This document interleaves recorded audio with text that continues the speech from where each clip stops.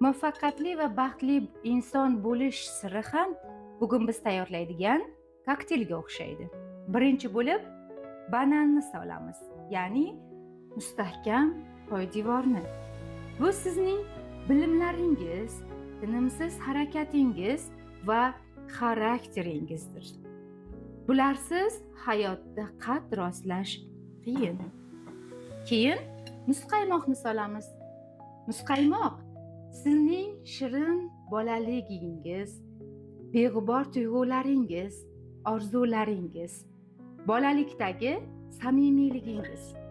Bularni saqlab qolish juda muhim.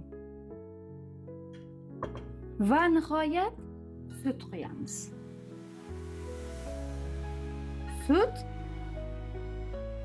bu hayot oqimi. U barcha masalliqlarni birlashtiradi, yagona bir butunlikka keltiradi.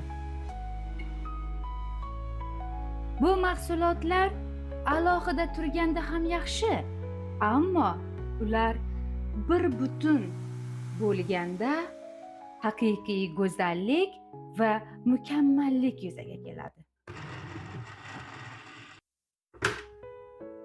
Siz ham hayotingizda bilimlaringiz, harakatlaringiz